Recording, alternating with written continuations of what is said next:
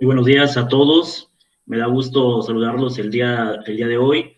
Tenemos una plática muy interesante con el doctor Jaime Espino Valencia, uno de los investigadores con los que cuenta nuestra universidad, de amplia trayectoria académica. Ha sido director de la Facultad de Ingeniería Química, secretario académico de nuestra universidad, amplia trayectoria en la docencia, en la investigación, con muchos cursos y artículos. Va a ser muy interesante escucharlo, doctor. Muchas gracias por estar el día de hoy con nosotros, con nuestros jóvenes de la preparatoria. Espero que sea una plática muy fructífera para todos nosotros y agradecerle sobre todo el que se haya tomado la molestia de estar con nosotros este día y a todos los asistentes. Gracias, maestra Erika, por siempre acompañarnos también, por guiarnos también en estos eventos, y al maestro Roberto. Le damos la palabra a nuestra directora, la doctora Tania Madeleine Álvarez, y posteriormente continuamos con el doctor Jaime Espino. Dejaremos las preguntas al final para que el doctor nos pueda contestar si es que hay algún comentario. Gracias. Gracias, maestro Rufino. Muy buenos días a todos. Muy buenos días, doctor Jaime Espino. Un honor contar con su presencia el día de hoy. Jóvenes, bienvenidos nuevamente a este tipo de charlas científicas, ahora con un espléndido ponente, del que se corren muy buenos rumores en cuanto a lo académico. Gracias. Y se sabe perfectamente de su calidad como investigador. Pues estamos frente a una persona que, de una manera u otra, y Erika lo sabe, salvó al programa de perfiles de algo que por ahí hubo algún problema, un problema interno, y por lo que queremos agradecer al doctor Espino porque esto que está ahorita sucediendo no estaría si usted no hubiera intervenido en algún momento en este tipo de cuestiones. Pues en parte de eso, jóvenes, pues vamos a aprender mucho el día de hoy con el doctor Espino, porque es uno de los hombres que sabe la necesidad que tienen los muchachos y que creo que está preocupado por lo que ocurre en esta universidad. Muchas gracias, doctor Espino, y bienvenido nuevamente. Muchas gracias, maestra Tania, por esta presentación. Agradezco la invitación que me han hecho a esta charla, que me compromete más, maestra, por lo que ha comentado. Espero que la charla del día de hoy para todos sea de utilidad en algún apartado. Vamos a hablar de temas muy generales. Ojalá en algún momento pudiéramos platicar del tema específico en el cual nos enfocamos como investigador y como grupo de trabajo, en el cual tengo algunos estudiantes y colegas, y sobre todo que lo que ha dicho usted ha sido también manifestación de su propia preparatoria por esta necesidad que tenemos, que los jóvenes aprendan algo más, que se inquieten por las cosas que existen, que le pongan sentido a su trayectoria, a su vida, y sobre todo que a través del tiempo puedan ayudar a los demás compañeros. Voy a empezar con mi participación y agradezco de cuenta la invitación. Gracias, maestra Erika, maestra Tania, maestro Roberto y maestro Rufino por su amable atención, y sobre todo por la atención que para mí han tenido en iniciar esta charla. Jóvenes, quiero comentarles que en cualquier momento que haya dudas, si ustedes gustan, nos los dejamos al final. Si hubiera algún comentario, pues lo podríamos comentar. Vamos a hablar de temas muy generales, decía, y sobre todo el tratar de comprender qué tienen los sólidos en su estructura interna. Sabemos que los sólidos, pues los empleamos de manera cotidiana en nuestras vidas, y sobre todo tenemos que explicarnos también si los sólidos tienen algún sentido interno que les permita también proyectarse a través de sus características, propiedades físicas, químicas, que le permitan realizar su labor y su actividad. Voy a empezar hablando un poquito de lo que ustedes conocen, que es la química, que es parte también de mi formación. Y ustedes saben que la química, pues es una ciencia activa, cambiante, constante, y su importancia es fundamental en diferentes ámbitos. Y algunos ejemplos son: en la naturaleza ocurren muchos fenómenos físicos naturales, físico-químicos, que nos dan pauta también a observar qué sucede con nuestra naturaleza. Actualmente tenemos diferentes problemas, entre ellos, pues, la contaminación, la emisión de contaminantes al agua, al suelo, al aire, pero también dentro de nuestra sociedad existe esa importancia fundamental de la química, y es la interrelación que pudiéramos tener con otras personas, a través de nuestra química diaria, precisamente a través de nuestra actitud. La definición que podríamos encontrar es que la química es el estudio de la materia y de los cambios que ésta experimenta. Y pues bueno, estos cambios están relacionados sin duda con muchas áreas, como puede ser la energía y el ambiente, como puede ser a través de los alimentos y la agricultura, puede ser a través de los materiales y la tecnología que ahora implementamos, esos dispositivos que muchos de nosotros usamos a diario, son materiales finalmente que tenemos en nuestras manos. Y también la otra interacción que tiene que ver con la salud y la medicina. Bueno, pues una vez que hemos visto qué es la química y su interrelación, pues podríamos definir qué es materia. Y para la materia, muchos de ustedes quizá en sus materias a través de física o de química, si la llevan, pues tendríamos una definición muy particular. Y es que la materia, nos han dicho que es cualquier porción del universo que ocupa un lugar en el espacio. Nosotros somos materia. Todo lo que nos rodea es materia, sea cual sea el estado en el cual se encuentre. La materia se presenta de múltiples formas, como sabemos, la cual constituye por los cuerpos materiales que comparten dos propiedades fundamentales. Y esas dos propiedades fundamentales es que es masa y volumen. Y a través de ellos podríamos obtener otras propiedades derivadas, como es el caso de la densidad, por ejemplo. A través de esas propiedades fundamentales, desde muchísimos años antes, por ahí en la época de Demócrito, quizá lo han escuchado, trataban de explicar los fenómenos que sucedían. Y ellos lo explicaban a través del aire, del fuego, de la tierra y del agua. Y a través de estos 4 elementos fundamentales, empezaron a hacer o implementar su creatividad para empezar a descubrir los elementos, las sustancias, y de esas sustancias y elementos empezarlos a mezclar para poder encontrar compuestos, mezclas, que ahora dentro de nuestras áreas, pues conocemos en diferentes entornos de mezclas, que pueden ser líquidas, sólidas, gaseosas, homogéneas, heterogéneas, etc. Pero también esa materia la podríamos clasificar, como ya vimos anteriormente, a través de esos 4 elementos y posteriormente a través de todos los elementos que ya conocemos. Esa materia, pues es sin duda, se pueden obtener mezclas, ¿verdad? Y de esas mezclas, en la naturaleza también las podríamos separar. El caso de los minerales. Cuando nos interesa un metal en particular, pues extrae el mineral y se va refinando precisamente el material de interés. Entonces, a través de esas mezclas, podríamos hablar que existen mezclas homogéneas y heterogéneas. Y ya sabemos cuál es la característica de una mezcla homogénea. No podremos distinguir sus elementos al interior. En cambio, una mezcla heterogénea sí podremos distinguir esos elementos que lo componen. Si habláramos de un mineral natural como el granito, pues podremos distinguir perfectamente dónde está ubicada cada una de las posiciones de esos colores diversos que tiene el granito. Igual, si implementáramos algún tipo de mezcla heterogénea, pues lo podríamos separar. Hay algunos otros tipos de mezcla que a simple vista no se observan, por ejemplo, una moneda que está compuesta quizá por cobre y níquel, pues no podremos distinguir dónde está el cobre y dónde está el níquel, a menos que apliquemos algunos procesos que a través de separación por esos procesos físicos pudiéramos obtener esas sustancias puras. Y bien, a través de esas sustancias puras, podríamos hablar que vamos a obtener además compuestos, y que esos compuestos podríamos separarlos por métodos químicos y como consecuencia obtener elementos. Pero además de esas sustancias puras también podríamos obtener elementos. Y aquí está precisamente parte de lo interesante de lo que platicaremos el día de hoy. Sabemos también que nos han reportado ya esta tabla periódica que todos nosotros conocemos. Nos han comentado en qué consiste, cuáles son sus familias, qué características tiene, por qué está organizado de esa manera.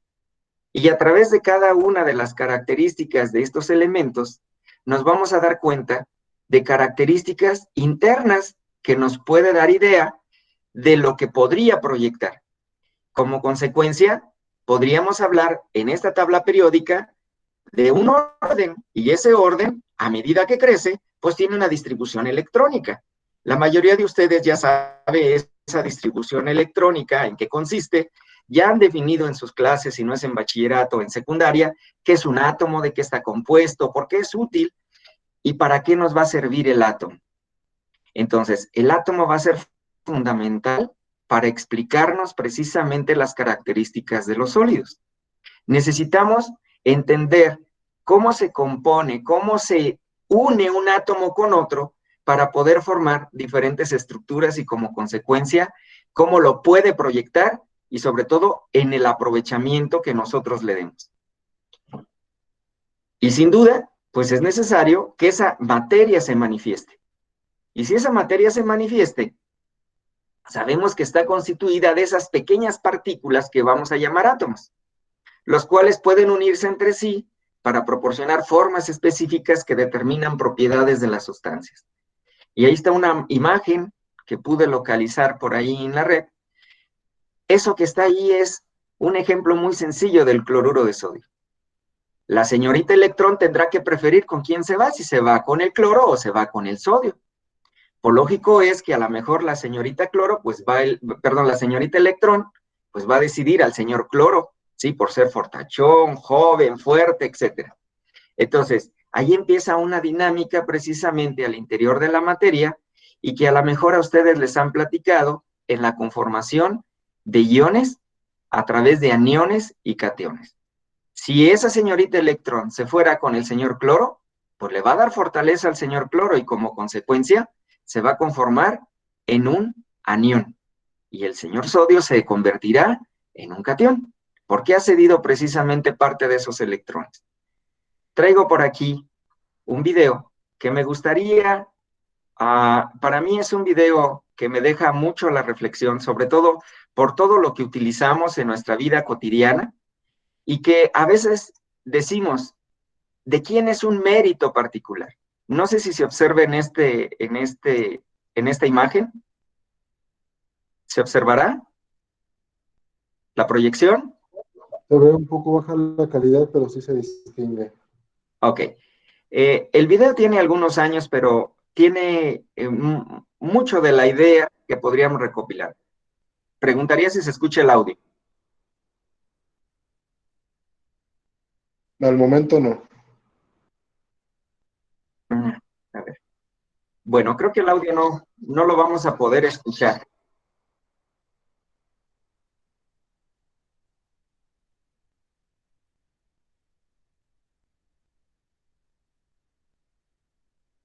Bueno, si me permiten, no voy a poder presentar el audio no se va a escuchar el audio, entonces vamos a continuar con nuestra presentación. El video se quedará en la presentación para quien desee obtenerlo. Entonces, si continuamos, vamos a decir como consecuencia que vamos a encontrar diferentes estados de agregación de la materia. Ya sabemos que la materia necesitamos que se manifieste. Y esos estados de agregación ustedes ya los conocen. Pueden existir para sustancias que son completamente puras, como es el caso del agua, que lo encontramos en 3 estados de agregación de la materia. Sólido, en este caso como hielo, líquido y gas. Pero también dentro de esos 3 estados de agregación de la materia, podríamos encontrar en un solo estado diferentes composiciones de sustancias o compuestos. En este caso, en un solo estado líquido podríamos mezclar gasolina, agua, tetracloruro de carbono y quizá mercurio. Y podríamos observar que su separación se dará de acuerdo a sus características internas. Entonces, si habláramos del agua como sustancia pura, podríamos decir que es un sistema de 3 fases, cada uno en diferente estado, químicamente es la misma sustancia. Sin embargo, podríamos hablar, en este caso, de un sistema de 4 fases en un solo estado de agregación de la materia. Y entonces, aquí me voy a referir a lo siguiente, que comúnmente cometemos ese error. En muchos casos, el término fase, como está aquí, llegamos a confundirlo con estado de agregación de la materia. Y entonces, lo que queremos decir aquí, en la probeta que está del lado derecho, es que es un solo estado de agregación de la materia con 4 fases. Cada fase tiene sus propias características. No se ha mezclado y como consecuencia conserva de manera homogénea al interior sus características particulares. Esto mismo sucede en los sólidos. En los sólidos vamos a encontrar diferentes fases.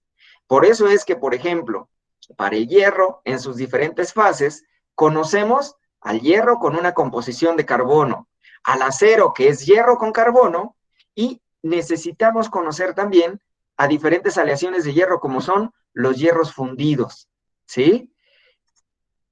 Podríamos hablar de esos 3 estados de agregación de la materia para sustancias puras y sobre todo los efectos que podrían suceder del paso de gas a sólido, de líquido a sólido o de sólido a gas, y el nombre que cada uno de estos recibe. Sin embargo, al interior podríamos observar también qué sucede, qué es lo que tiene ligado a cada átomo dentro de su estructura. Por acá vemos, por ejemplo, cuando el agua se solidifica, pues podríamos observar esas dendritas de hielo y sobre todo al norte del país o en el polo donde forma ese tipo de especie de imagen, el agua congelada. De la parte inferior es cómo se podría mover esa agua líquida y características que ella pudiera tener. Ok. Entonces, un estado es una de las 3 formas de la materia. Y dijimos, no tenemos que confundirlo con fase. Es diferente. ¿Podría coincidir? Sí, como en el agua. 3 estados de agregación de la materia coinciden con sus fases. Pero no necesariamente una fase deberá ser un estado de agregación de la materia. Como consecuencia, podríamos hablar de esos 3 estados como el estado sólido, en los cuales vamos a encontrar diferentes metales agrupados, ¿sí? Como el oro, el cobre o el latón, que tiene zinc en su estructura y como consecuencia es una aleación. Podríamos hablar a lo mejor del hierro, del aluminio o de algunos minerales naturales. Podríamos hablar del estado líquido como el agua, el acetón, el etanol, que conocemos, los jarabes, etcétera, y como consecuencia, ¿cuáles serían sus características que a continuación enunciaremos para finalmente caer en el estado sólido? Podríamos hablar del estado gaseoso, en el cual podríamos encontrar, pues, nitrógeno, oxígeno, helio, argón, entre algunos otros gases, vapor de agua, que se considera también como un gas, y estos serían nuestros 3 principales estados de agregación de la materia. Claro que el otro, pues, es el plasma. Dentro de esos estados de agregación de la materia, pues sabemos características particulares. Sabemos que el estado gaseoso, esas fuerzas de atracción entre átomos, ¿sí? Son casi nulas, motivo por el cual se mueven con libertad y ocupan la totalidad de un recipiente que lo va a contener. Vamos a decir que no tiene forma ni volumen definidos, anda por todo el recipiente. Las partículas se mueven de forma desordenada, con choques entre ellas y las paredes del recipiente que lo contiene. Esto explica las propiedades de expansibilidad y comprensibilidad.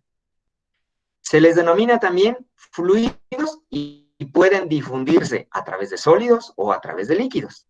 Generalmente los gases ejercen presión sobre las paredes de ese recipiente que lo contiene. Y si vamos a nuestro cilindro de gas, si tiene por ahí un manómetro, vamos a poder observar cuánta cantidad de gas podría almacenar ese cilindro. En el estado líquido, las fuerzas de atracción son más débiles que en los sólidos. Como consecuencia, las partículas carecen de posición fija. Si observamos ese vaso con agua, pues una molécula de agua andará circulando por todo lo que es ese vaso que lo contiene. Y se encuentra en constante movimiento. E incrementa con la temperatura. Si yo incremento la temperatura para este vaso, pues vamos a observar que esto tiene una motivación energética mayor, ¿sí? Presenta volumen definido, pero no tiene forma propia. Adoptan la forma del recipiente que lo va a contener. Vamos a decir que poseen fluidez, pueden escurrirse o deslizarse en un recipiente o una tubería. lo que no sucede con los sólidos.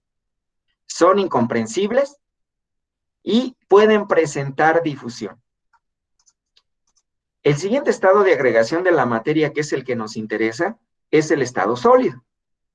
Las fuerzas de atracción son grandes entre ellas, los átomos permanecen ligados unos con otros, presentan forma y volumen definido, y algunos sólidos pueden presentar estructura cristalina, en la cual el arreglo de los átomos es geométrico, quiere decir que están perfectamente organizados. O bien podrían estar desorganizados, a lo cual le vamos a llamar amorfo, en la que los átomos no presentan un arreglo regular. Y dentro de los sólidos podríamos hablar de diferentes propiedades como la dureza, la elasticidad, la fragilidad, el color, etcétera, que a continuación o un poquito más adelante enunciaremos. Si ustedes observan en estas imágenes que están aquí proyectadas para el estado sólido, pues yo podría hablar de un sólido característico. Por ejemplo, si hablamos del cuarzo o del óxido de silicio en particular, el óxido de silicio tiene diferentes cambios de fase de acuerdo a la temperatura que se trate. Y entonces, ese óxido de silicio puede estar perfectamente organizado, como esta estructura que está aquí. Si nosotros la viéramos, observáramos desde diferentes ámbitos, vamos a poder observar un arreglo perfecto en donde los átomos podrían estar empalmados uno sobre otro, de tal manera que la proyección pudiera parecer infinita, ¿sí? Podríamos encontrar algunos polímeros también, como este que está aquí, de red organizada, pero podríamos encontrar algunos otros, como el óxido de silicio también, que podría ser amorfo. Esta podría ser una estructura del vidrio común. Y ojo, decimos muchas veces, se rompió el cristal. El vidrio no es un cristal, el vidrio común no es un cristal porque está desorganizado.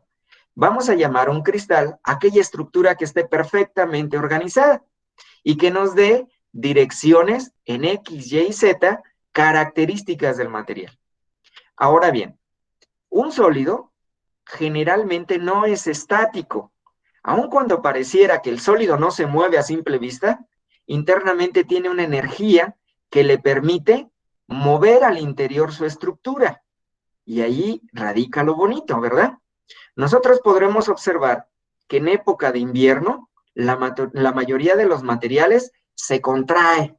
Y se contrae precisamente porque ha perdido esos átomos parte de la energía. Pero si al día siguiente es un día caluroso, ese material se expande, ¿verdad?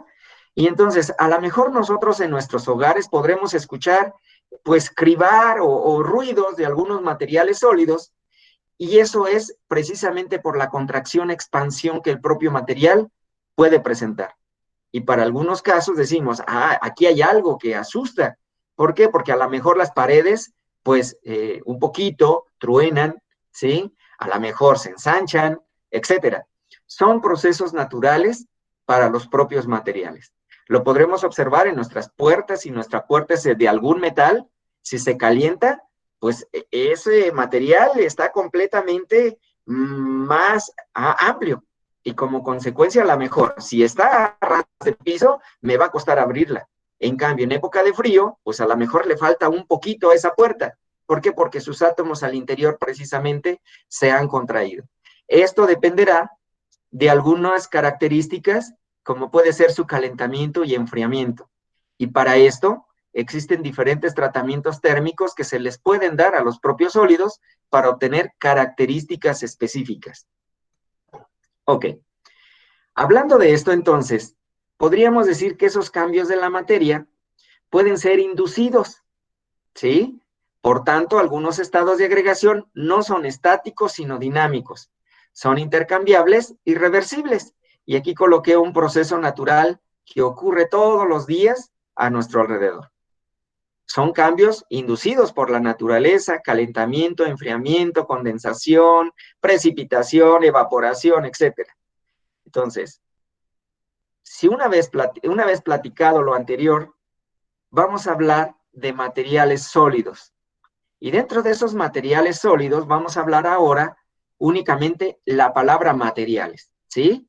Y de esa manera nos entenderemos que al hablar de materiales estamos hablando del estado sólido. Vamos a decir, entonces, que esos materiales sólidos los podríamos observar a nuestro alrededor como materiales dieléctricos, como metales, aluminio, cobre, plata, oro, etcétera, cerámicas que ustedes mismos tienen en su casa, o cerámicas que pueden ser creadas, cerámicas que son de origen natural. Podríamos hablar de materiales semiconductores, que son aquellos que requieren una cantidad de carga, ¿para qué? Para poder aproximar su ancho de banda y como consecuencia pueda conducir electricidad. Podríamos hablar también de la madera, de la arena, de polímeros múltiples, de fibras naturales, fibras sintéticas, vidrios, aislantes, entre algunos otros materiales. Pues resulta que los materiales vamos a poder encontrarlos clasificados en al menos 5 grupos. Uno de ellos son los materiales cerámicos, en donde podríamos ubicar a todos aquellos materiales que tienen características similares. Quiere decir que los cerámicos al interior de su estructura presentarán enlaces covalentes o iónicos. Los cerámicos al interior de su estructura podrán tener una estructura sólida, organizada, en muchos de los casos. Podrán ser materiales aislantes térmicos y eléctricos. Podrán ser materiales que resisten la oxidación y como consecuencia la corrosión. Por eso es que utilizamos mucha loza en nuestras casas con nuestros alimentos que pueden ser ácidos, básicos, etcétera, que no tan fácil se pueden corroer. No tan fácil se pueden degradar porque no transfieren tan fácilmente sus electrones. Ustedes han observado, si son un poco observadores, en los postes de luz en la parte más alta existe un cuadrito ya sea blanco o de vidrio. Ese es un aislante eléctrico. Si no tuviera ese cuadrito en la parte superior y estuviera ligado al poste, pues al momento de pasar nos daría una descarga eléctrica porque crearía precisamente un campo eléctrico. Entonces, muchos aislantes nos van a servir para aislar precisamente varias reacciones químicas. El caso de aplicar una pintura y que quede sólida sobre una estructura de hierro, pues es aislar el entorno para que no se oxide el material, para que no se corroa, para que no transfiera electrones. El otro material son los polímeros. Y los polímeros también vamos a meter ahí todos aquellos que tengan características similares. Los polímeros tendrán también enlace covalente entre carbono y carbono. Tendrá a lo mejor otros enlaces que también vamos a mencionar, que son enlaces secundarios. Pero los polímeros también son materiales aislantes, como esa pintura que yo hace un momento les comentaba, al momento de adherirse, pues va formando precisamente un polímero. Al momento de secarse, pues está una película de ese polímero. Así como ese polímero es aislante térmico y eléctrico, generalmente presenta bajos puntos de fusión comparado con las cerámicas. Las cerámicas tienen un mayor punto de fusión. Ahora, si bajamos un poquito y hablamos de metales, los metales al interior de su estructura tienen un enlace que le vamos a llamar enlace metálico. Y entonces resulta que la unión entre átomos de cobre en una barra, pues los electrones están libres, están deslocalizados.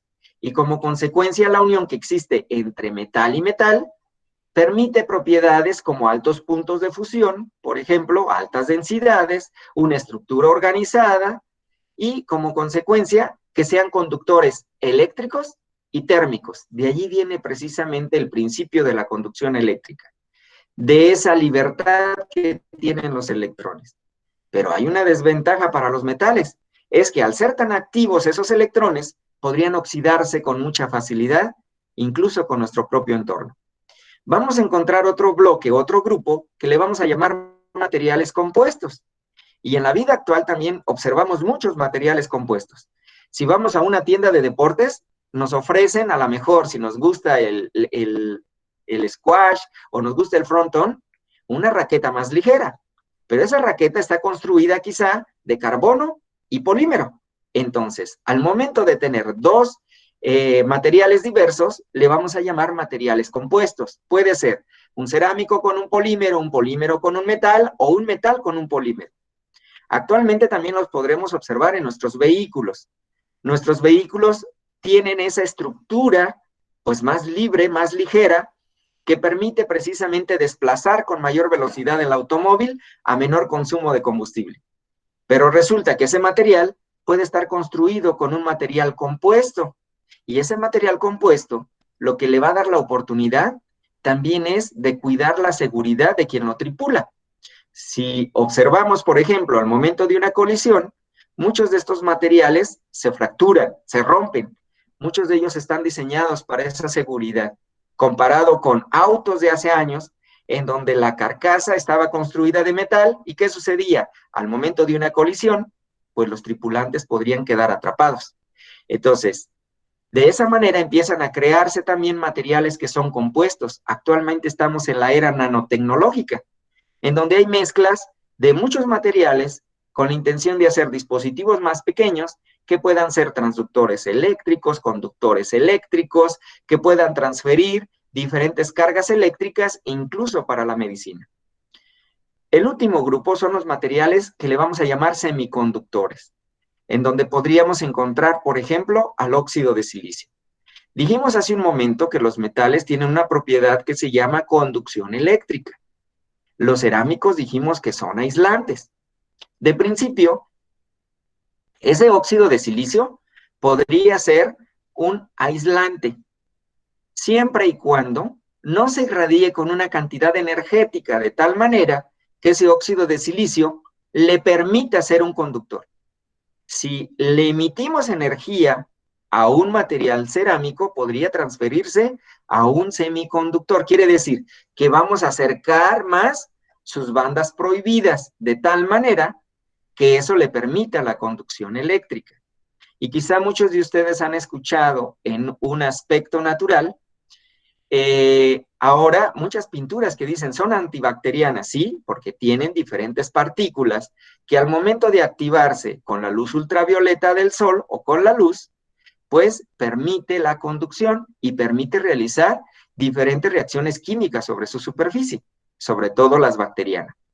Me refiero también a un campo que le llamamos fotocatálisis.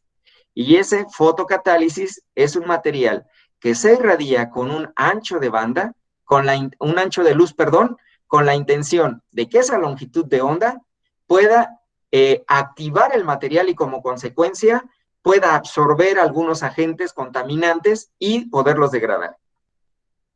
Ok, continuamos entonces. Las propiedades de los materiales sólidos dependen de su estructura interna o su escala atómica, y vamos a hablar de tres muy características. Vamos a hablar de los tipos de átomos que se encuentran presentes. Esa es una propiedad particular. El sólido óxido de silicio tiene dos átomos particulares, que es silicio y oxígeno. A la combinación de los dos nos van a dar propiedades características. Si hablamos de una barra de acero, una barra de aluminio, una barra de cobre, pues tiene a su interior esa barra de cobre átomos de cobre ligados. Y entonces el átomo presente es importante. Y regreso a la periodicidad. Vamos a poder localizar ahí una propiedad que es el radio atómico que tiene precisamente ese átomo. A medida que incrementa su número atómico, su radio atómico será mayor porque tiene una cantidad dispersa de electrones en su estructura. El segundo aspecto va a ser los tipos de enlace que existen entre esos átomos. Y vamos a encontrar enlaces característicos, por ejemplo, de la sal común, que tiene un enlace iónico, y es lo que le permite precisamente que en una solución se pueda separar el material, se pueda, digamos, disolver, y como consecuencia en aniones y cationes que estén por ahí vagando a través de toda la solución. La otra propiedad será la forma en la cual esos átomos tenderán a empaquetarse en el espacio. Y entonces, si depende de los tipos de átomos, como es el caso del cloruro de sodio, de esta estructura que está aquí, como es el caso de los tipos de enlace y la forma en la cual se empaquetan, pues podremos ir observando proyecciones en 3 dimensiones de esos sólidos. ¿Qué características van a tener?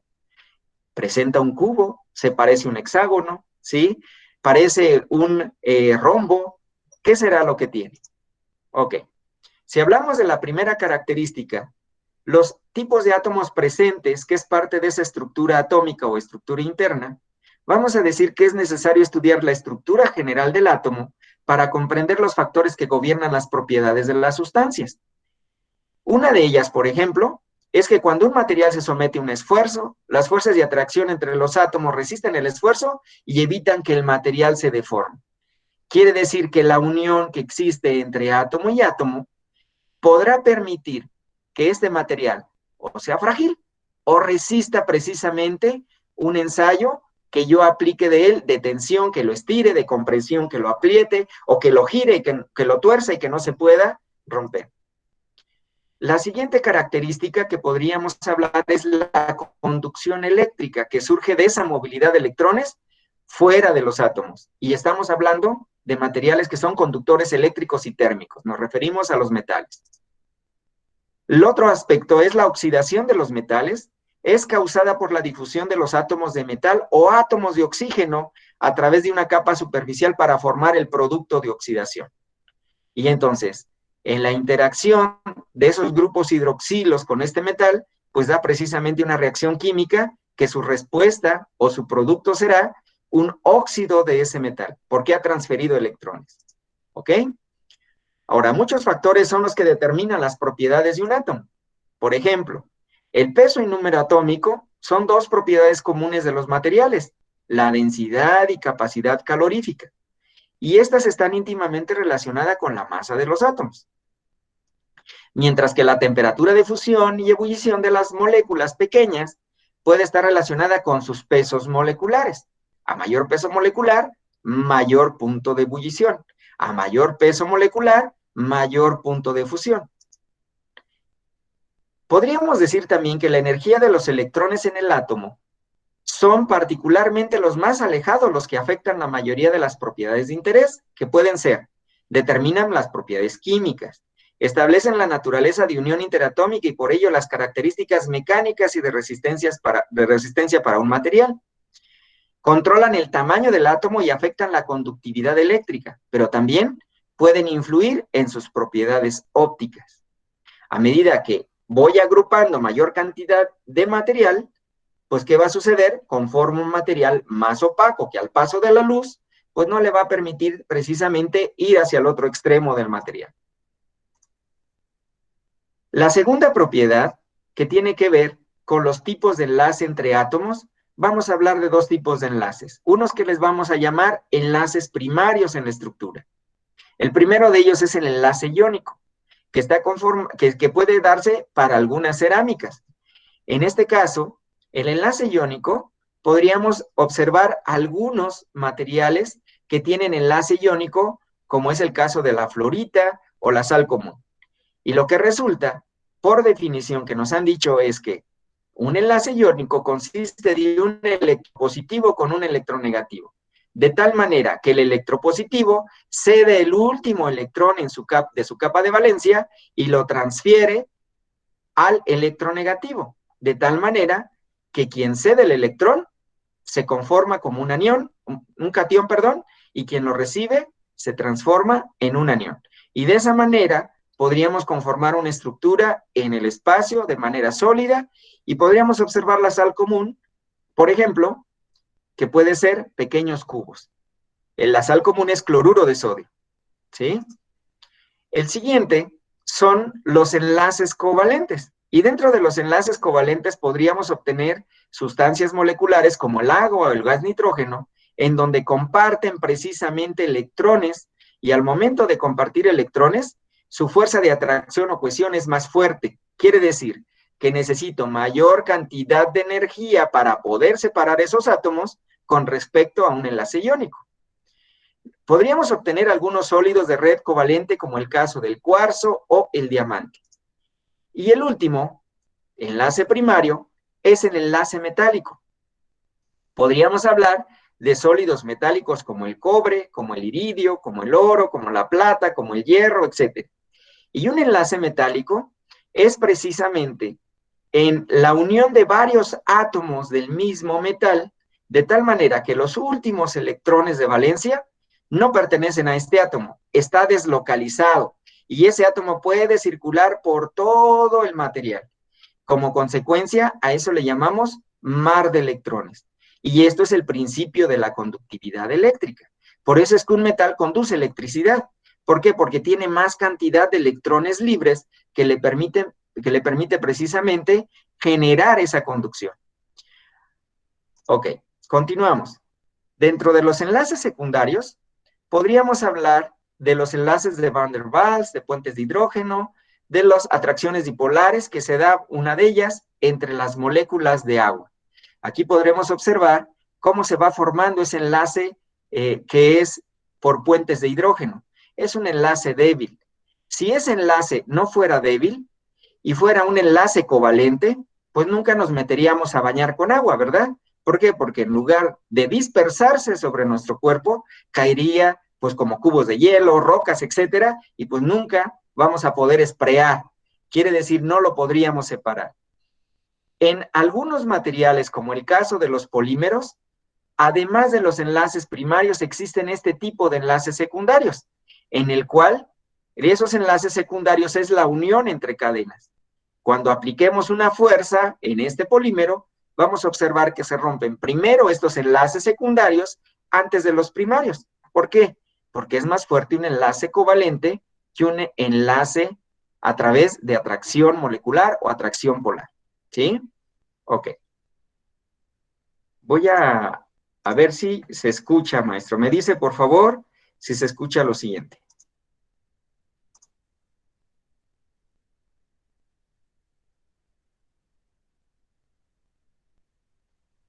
Primero voy a compartir este.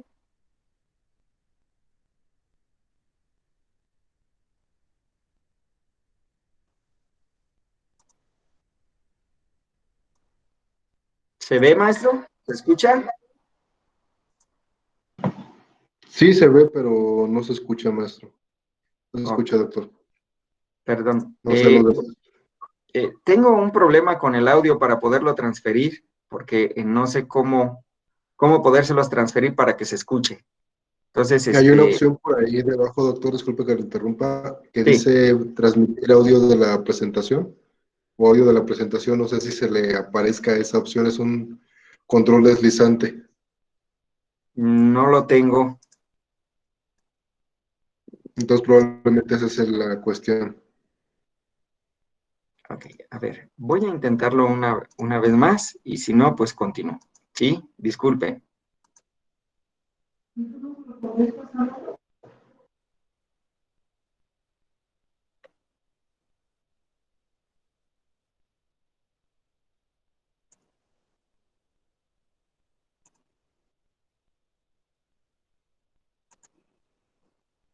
¿Sigue sin escucharse, maestro? Así es, aún no se escucha, doctor. ¿Sí se escucha?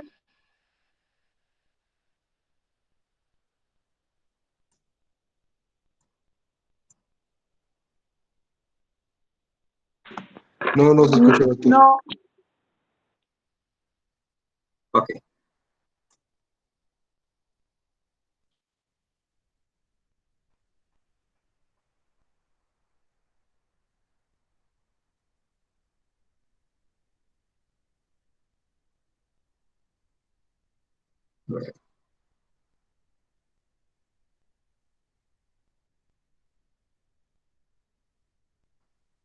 Perdón, disculpen que tengo aquí algunos contratiempos. Bueno, ya lo verán doctor, en... ¿Mande? Si gusta, acabo de encontrar el video, si gusta se los puedo poner yo. Ah, ok. Adelante, maestro, por favor. Nada más me confirman si sí se escucha. Nada más permítanme tantito.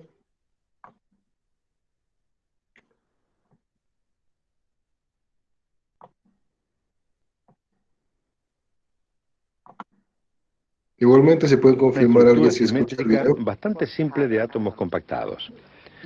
Fíjense que la segunda capa está formada por átomos que yacen en las depresiones que hay entre los átomos de la primera capa. Se escucha, maestro, gracias.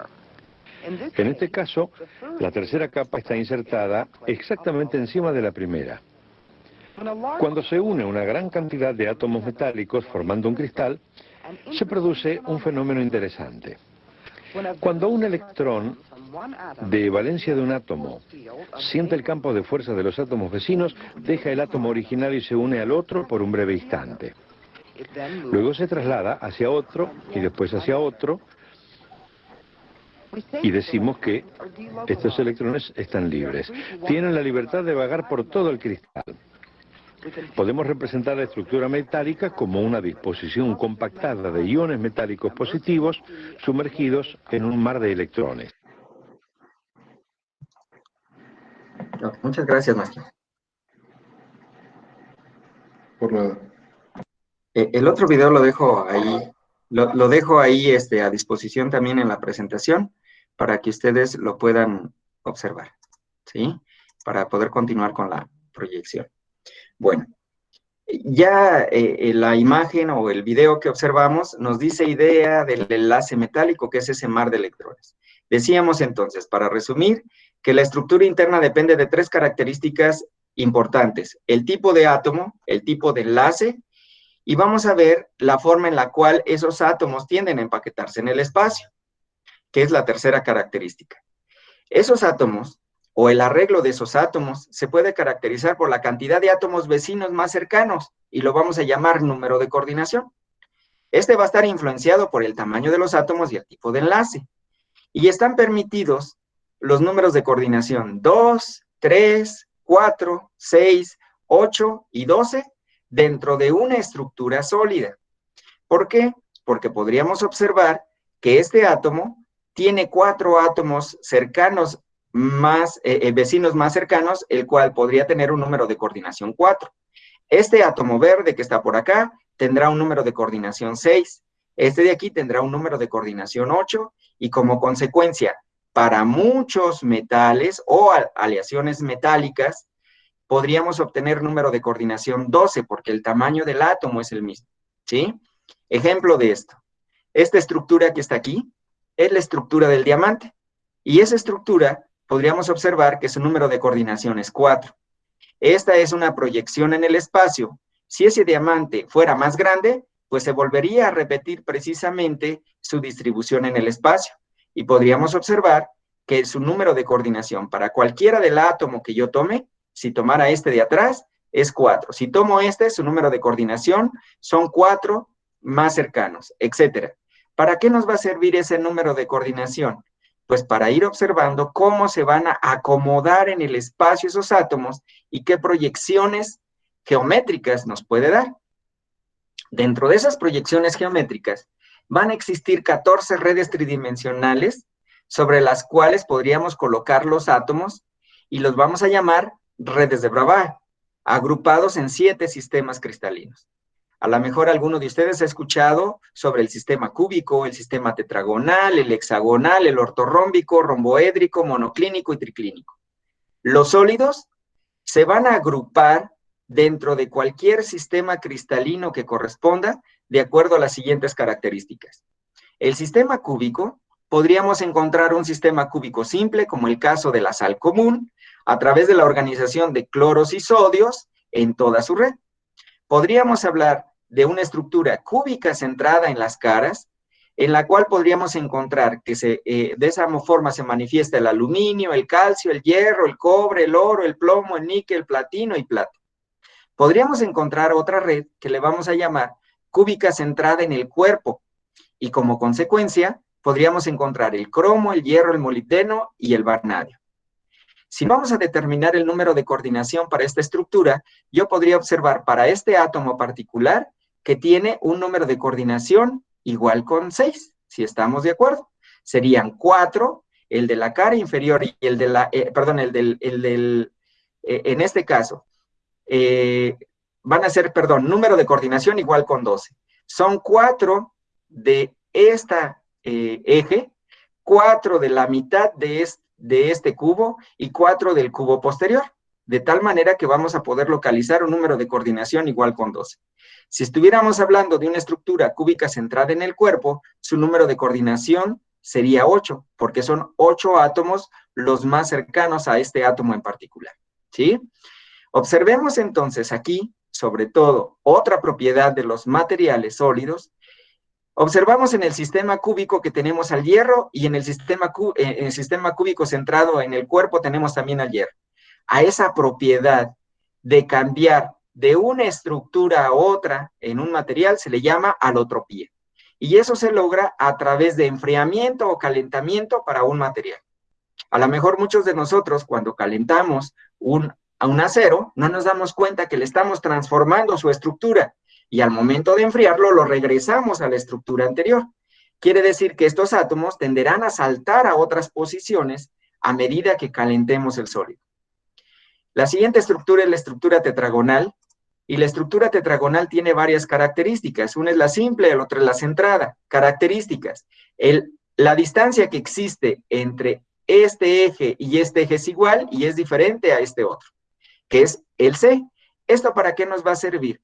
Nos va a servir para identificar en rayos X cuál es la dirección de apilamiento de esos átomos. Lo mismo sucederá en la estructura tetragonal centrada. Sus ángulos, ¿cómo son? Son rectos. Hexagonal. En la hexagonal vamos a encontrar dos redes de Bravais y cristalizan algunos sólidos. Vamos a observar que son capas de hexágonos en su estructura. Esta es la hexagonal simple, esta es la hexagonal compacta, y aquí cristalizan algunos materiales como el cadmio, el cobalto, el magnesio, el titanio, el litio y el zinc. Características. Distancia de A B igual, pero diferente en su crecimiento de C. Ángulos. Alfa, este ángulo es igual a, este ángulo que da de aquí a aquí es igual a, este es igual a 90, y de aquí a aquí son 120. Ortorrómbico es el otro sistema cristalino. Aquí vamos a encontrar 4 redes de Bravais agrupadas en esta disposición, con características, distancia de A, B y C diferentes, ángulos alfa, beta y gamma igual a 90, son ángulos rectos. Este A, B y C le vamos a llamar parámetro de red. Y ese parámetro de red me sirve para identificar cuánto es la distancia que existe del centro a centro de cada átomo. Y entonces en materiales nos es de utilidad para saber cuando sintetizamos un sólido si esta distancia se sigue cumpliendo o si existe un átomo que se incorpore a esta estructura, cómo distorsiona precisamente la estructura y qué características físicas o químicas podríamos obtener. La siguiente estructura es el romboédrico. Las distancias entre A, B y C son iguales, ángulos diferentes de 90, ¿sí? No son ángulos rectos. El siguiente es el monoclínico. Es como si yo aventara una estructura tetragonal hacia un lado y como consecuencia sus direcciones A, B y C son diferentes, sus ángulos, 2 son rectos y uno es diferente de ellos. Vamos a encontrar dos redes de Bravais. El tercero es el triclínico. En este ni A, ni B, ni C son iguales, ni los ángulos son iguales. Pero pues bueno, ustedes dirán, bueno, ¿y para qué me sirve saber a qué estructura cristalina pertenece? Bueno, esto es la idealidad. Para los materiales también se encuentran deformaciones, y esas deformaciones es como nos permite obtener, por ejemplo, las aleaciones. De esa manera nos permite obtener una aleación muy útil, que es el latón, que resiste la corrosión, es un poco más dúctil, etcétera. ¿Por qué? Porque incorporan átomos de zinc a la estructura de cobre y como consecuencia permite precisamente sustituir un átomo de cobre por uno de zinc. Y entonces, ¿qué sucede? Le confiere otras propiedades, ¿sí? Sin embargo, muchos de nosotros conocemos el acero y a lo mejor podríamos pensar que dentro de ese acero tenemos carbono sustituyendo átomos de hierro. Pues no sucede de esa manera. El carbono está al interior de la estructura cúbica. Aquí, en estos espacios que quedan libres, se introduce el carbono y como consecuencia, eso conforma lo que llamamos acero, de acuerdo a una composición determinada de carbono, que por el momento no platicaremos, ¿sí? Ok, entonces, ya sabemos que los materiales tienen una estructura cristalina, depende del tipo de átomo, depende del tipo de enlace y la proyección física que pueda dar en el espacio. Pero a través de diferentes deformaciones o defectos cristalográficos, podríamos encontrar más ventajas para algunos materiales. Por ejemplo, las cerámicas requerimos que no tengan defectos cristalinos, porque requerimos que no sean permeables. Para los metales requerimos que tengan defectos cristalinos, porque eso le va a permitir soportar un poco más la carga cuando aplique un esfuerzo, ¿sí? Y dentro de esos materiales vamos a hablar de materiales que tienen estructura cristalina y materiales que no tienen estructura cristalina. Los materiales que tienen una estructura cristalina, vamos a decir que tiene un arreglo periódico de átomos, tipos de metales, muchos cerámicos y algunos polímeros presentan este tipo de material cristalográfico. Los no cristalinos, los átomos no tienen un orden periódico, se presentan en estructuras complejas y en enfriamientos rápidos para un material y generalmente decimos que es amorfo. Entonces, el vidrio común es un material amorfo, el cuarzo es un material organizado, aun cuando tenga la misma composición al interior de su estructura de manera atómica. Lo que influye es cómo lo he enfriado o cómo lo he calentado, ¿sí? ¿Con qué puedo medir la capacidad de cristalografía de un material? Le puedo realizar un rayos X. Un difractograma me sirve para expresar precisamente hacia dónde está la orientación de esos materiales.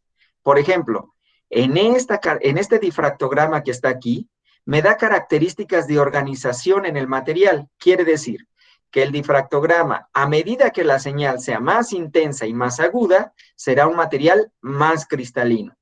En el lado de la derecha, si ustedes pueden observar, no hay señales características. Como consecuencia, se trata de un material que está desorganizado, que no tiene una estructura definida, y si rompo este material con respecto a este se romperá al azar, este no. Este sigue una fractura organizada al interior de su estructura. Y en la parte inferior podría encontrar mezclas de materiales que son cristalinos, con poco cristalinos, o bien que tienden a ser amorfos, no organizados, ¿sí? Bueno, los materiales sólidos difieren entre sí por sus propiedades, la cual se puede agrupar en diversos criterios. Propiedades físicas o sensoriales son aquellas que están relacionadas con la impresión que nos causa el color, el olor, la textura, etc. Y aquí tenemos algunos ejemplos.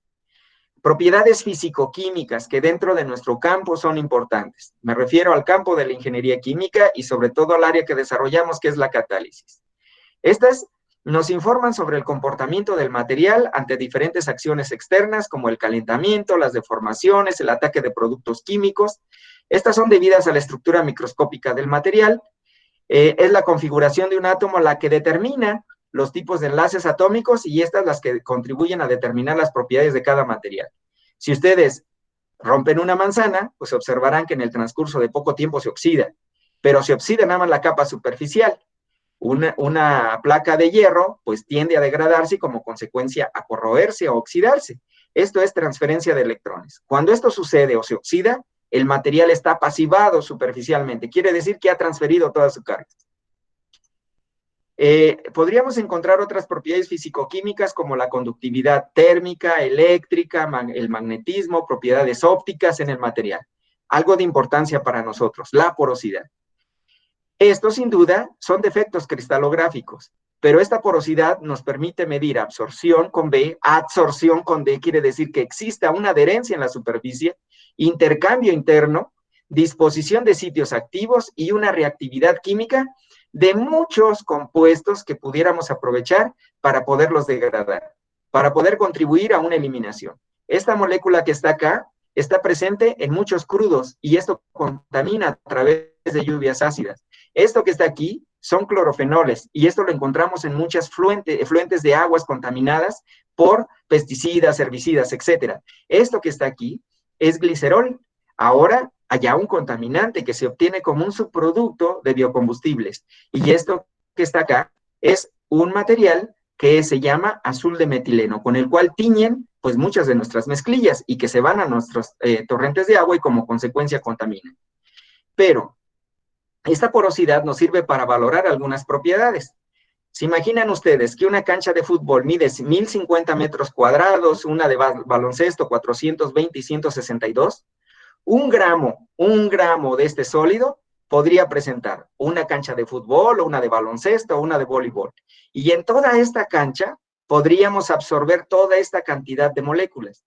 Y entonces, como consecuencia, dentro de nuestro campo es importante la porosidad para poder valorar cómo. ¿Cómo lo medimos? Pues nos refleja a través de este equipo una área superficial que lo expresamos en metros cuadrados por gramo, nos da características de distribución de tamaño de poro y de volumen de absorción. Esta curva que está aquí para un material nos indica cómo ha absorbido en esta boca del poro y cómo ha desorbido al interior de los poros. Y de acuerdo a la IUPAC, se puede clasificar en 3 rangos, que son microporos, mesoporos de 2 a 50 nanómetros y macroporos mayor a 50 nanómetros. Quiero comentarles que un nanómetro es 1 por 10 a la menos 9 metros. Nuestros ojos no lo alcanzan a ver, ¿sí? Por eso es que si tomamos 1 gramo de esto, pensamos que no tiene porosidad, que es un material denso, que es un material compacto. Pero necesitamos medirle la propiedad para saber cuánta área arroja. ¿Cómo la medimos? Pues tendríamos que cortar todos estos poritos e ir armando para determinación de área. Ok. Propiedades mecánicas que nos puede dar los materiales sólidos. Tenacidad. Quiere decir qué tan resistente puede ser. Dureza. Yo puedo penetrar un material sobre otro y puedo determinar dureza. Ductilidad. Facilidad de elaborar hilos, por ejemplo. De ahí viene el cable eléctrico. Maleabilidad, de formar láminas de oro, de cobre, etcétera. Y esto se hace por deslizamiento atómico. Fragilidad para un material. Lo puedo medir a través de esa propiedad. Un material muy duro es el diamante, pero el diamante es un material muy frágil. Esa es su desventaja. Si alguien tuviera un diamante y lo deja caer, pues se le van a hacer más diamantes más pequeñitos, con la misma estructura cristalográfica que tiene. Resiliencia es la resistencia que tiene a no ser deformado un material, la elasticidad y resistencia mecánica. ¿Y cómo lo medimos? Lo medimos a través de un diagrama esfuerzo-deformación. Y aquí yo presento estas 2 láminas. Ya vamos a terminar, unos minutos nada más. Podríamos obtener esfuerzo versus deformación y podría obtener la fragilidad para algunos materiales, ductilidad. Si yo observara este gráfico, pues directamente podría decir que esta curva podría pertenecer a los materiales cerámicos. Los materiales cerámicos, puesto que tienen una fuerza de atracción mayor, tienen mayor dureza y como consecuencia son más frágiles, se deforman en menor cantidad. Los metales tienen, pues, son duros en su estructura, pero tienen un poco de ductilidad. ¿Por qué? Por esa cantidad de electrones que tiene inmerso y que le permite precisamente estirar el material, además de algunos defectos cristalinos. Esta otra lámina que está acá pertenece a un polímero, y un polímero, primero romperé la primera parte de sus enlaces secundarios, que es esto, quiere decir la atracción entre cadenas, se alinean las cadenas y posteriormente se rompen sus enlaces covalentes que tiene entre ellos. Y quizá ustedes hayan roto una bolsa de plástico. Si le enrollan y le estiran, van a observar que tiene una fluidez inicial y posteriormente necesito aplicar mayor cantidad de carga para poderlo precisamente romper. Y finalmente voy a observar la fractura para esos materiales. Es la liberación de la energía. Pero también puedo decir que de acuerdo a la temperatura, puedo tener más ductilidad para un material o disminuir la ductilidad para temperaturas bajas. Quiere decir, pérdida de energía para el material a temperaturas bajas e incremento de energía para el material a temperaturas altas que le permite fluir, ¿sí? Y por último, vamos a decir que los materiales se encuentran en el centro de todos los avances tecnológicos. El dominio del desarrollo, la síntesis y el procesamiento de esto abre oportunidades con las que se soñaba hace algunos años. De hecho, los materiales han estado ligados íntimamente al surgimiento del hombre. Si hablamos, por ejemplo, de la primera época, la época de piedra, utilizaban utensilios precisamente de piedra, lanzas, etcétera, que elaboraban ellos para su defensa, para su cocimiento de alimentos, etcétera. Posteriormente pasamos a la Edad Media, que es la Edad de Bronce, en donde la mayor cantidad de material empleado fue el cobre. Y actualmente estamos viviendo la Era de Hierro. Si ustedes observan a su alrededor, hay muchas estructuras elaboradas en base hierro. Entonces, y pasaremos sin duda a una siguiente evolución que es la era nanotecnológica. Y esto ha conducido a las edades de la civilización, por lo tanto, la capacidad de desarrollar y usar materiales es fundamental para el avance de cualquier sociedad. Con esto, maestras, maestros, jóvenes, pues quiero dar un panorama general de lo que son la parte interna de los sólidos. Tendremos que interpretarlos para poderlos comprender. Hay muchas características que son de utilidad, pero sin duda tendremos también que cuidarles, y esto está dentro de un ciclo de vida para el propio material. Actualmente, todos los materiales que se diseñan tendrán que estar relacionados con nuestro ambiente, que sean reciclados, que no sea una vez el que se utilice, sino varias veces. Y por mi parte sería todo, y agradezco su atención y la invitación que me han hecho el día de hoy.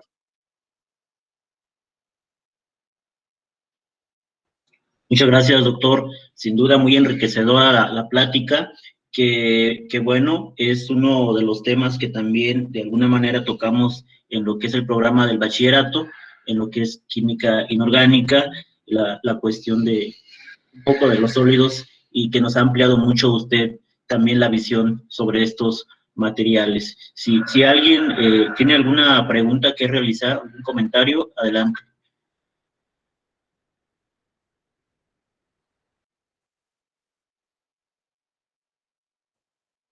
¿Alguien tendrá algún comentario, con gusto, duda, inquietud? Si la podemos contestar, lo hacemos, y si no, buscamos la información y con gusto se las pasamos. ¿O no se entendió nada, verdad?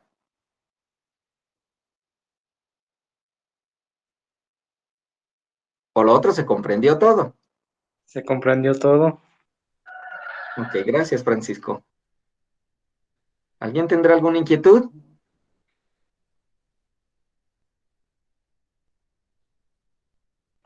Bueno, para variar yo, doctor. Adelante, Sí, me curioso maestra. muchas cosas.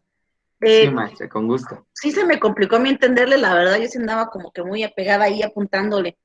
Pero, por ejemplo, las estalactitas, todo este tipo no sé, son cristales, ya no supe qué son, porque ahora sí me sacó de onda, dije, pero yo pensaba que el vidrio sí era así como lo mencionó, y resulta que siempre no. Entonces, las estalactitas, ¿qué son entonces? Porque son material que se va generando y pues me quedó la duda de qué eran. Sí, Gracias. gracias, maestra. Alguien, yo creo, como usted, ha asistido a algunas grutas y hay crecimiento de estalactitas y estalagmitas, se les llama, ¿no? Las estalactitas son escurrimiento de algunos minerales que se da a través de la corteza terrestre y que pasan precisamente en un hueco. Pero ocurre un proceso de solidificación de esos minerales. Entonces, en el transcurso del tiempo, la humedad disuelve esas sales y como consecuencia las va escurriendo. Al momento de irlas escurriendo, pierde energía y como consecuencia se va condensando en una estructura sólida, como consecuencia en una estructura cristalográfica. Al interior de las grutas podríamos encontrar, por ejemplo, además de esto, la calcita, que es un material que podría florecer bajo los rayos del sol. Las estalagmitas, pues es ese escurrimiento de ese goteo de abajo hacia arriba. Y en muchas grutas podremos observar que tanto esas estalagmitas como estalactitas están muy amplias o están muy juntas, ¿sí? Con respecto, maestra Tania, a lo que comentaba del vidrio, el vidrio generalmente decimos que es un cristal, pero un cristal será aquel material que esté perfectamente organizado. El vidrio es un material sólido, sin embargo, su estructura interna está desorganizada. Y cuando se fractura al azar. Comparado, por ejemplo, con un vidrio que ha sido templado y como consecuencia de ese incremento de temperatura le ha permitido reorganizar sus átomos de tal manera que si lo rompemos, no se rompe al azar, se rompe en cubos pequeños, de tal manera que eso tiene algunas otras ventajas de seguridad, ¿sí? Entonces, no sé si con eso haya contestado su pregunta, maestra. Más que claro, pero me salen más dudas. Adelante. Es como, por ejemplo, el manejo de las piedras, o no sé ya si son las piedras preciosas. Por ejemplo, cuando uno ve que bajan las estalactitas, pero luego las que están en la roca, como ejemplo la amatista, la citrina, ¿son cristales o qué son también esas? Sí, son materiales naturales cristalinos. Ellos por naturaleza, la atracción entre sus átomos al momento de unirse, forman una estructura definida, ¿sí? Y es como podríamos observar esas piedras preciosas en forma de, a lo mejor, rombos muy bien definidos, a lo mejor hexágonos, a lo mejor estructuras tetraédricas un poco inclinadas. ¿Por qué? Porque su cantidad energética interna entre sus átomos le ha permitido unirse y como consecuencia cristalizar. Pero es una ley natural para muchos minerales.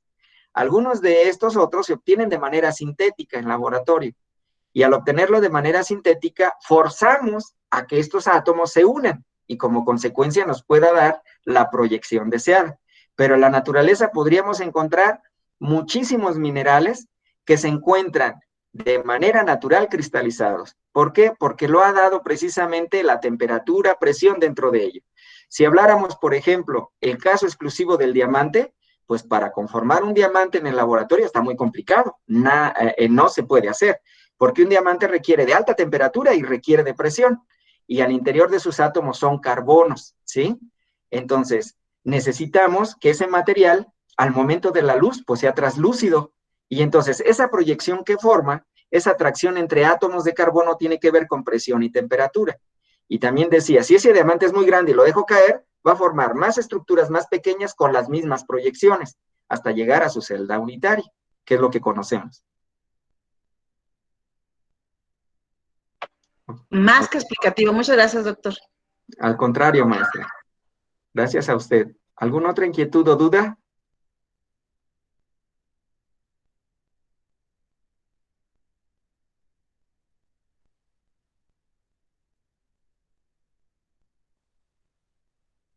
Pues creo que no hay, ¿verdad? Para mí es un tema apasionante, pero si las hubiera, con gusto después, podremos también aclararlas si les da pena ahora hablar. Muchas gracias, doctor. Sin duda es un tema muy interesante desde el punto de vista químico y nos ayuda a comprender también la cuestión de los materiales, ¿no? Como comentaba usted, que a final de cuentas la investigación que se realiza en ciertos materiales sólidos también va digamos, ligado a la evolución mismo del hombre, ¿no? Y de nuestros materiales que utilizamos comúnmente. Muchas gracias, doctor. Muchas gracias, maestra Erika, maestro Roberto, a la Prepa 4 también que está presente por aquí, a la doctora Tania. Si gusta mencionar algo, maestra Erika o maestra Tania, para finalizar la plática, muchas gracias. Gracias, maestro Rufino. Okay. Pues yo nada más quisiera darle las gracias, maestro, por tanto apoyo y por toda esta charla que, pues nos abre más el panorama a las personas que no sabemos tanto. Sí, espero que pues yo creo que le sirvió muchísimo a los muchachos. Maestra Tania, si gusta decir unas palabras también. Gracias, maestra Erika. Pues sí, nos abrió mucho el panorama en cuanto a lo que es su materia, doctor. Entró un poquito más a lo que yo hubiera esperado, y está bien, porque me hizo poner más atención y ponerme más al uso de lo que estaba mencionando. Y pues sí aprendí mucho, déjame decirle que sí aprendí bastante, y le agradezco todo el conocimiento el día de hoy. Sé que los jóvenes, a pesar de que son medios tímidos y sé que te quedan dudas, pero son jóvenes de bachillerato que a veces les da la pena. Entonces, en su momento ya le mandarán las inquietudes. Pues agradecerle, doctor, todo lo que ha hecho con el programa que hemos tenido sobre ciencias y pues esperemos que sea la primera de muchas charlas. Gracias. Claro que sí, maestra. Agradezco la atención y la invitación y ojalá que pronto nos pudiéramos saludar ya en persona. Gracias también por todo su apoyo y sigo a la orden. Muchas gracias, doctor. Gracias, que tengan un excelente día. Hasta luego.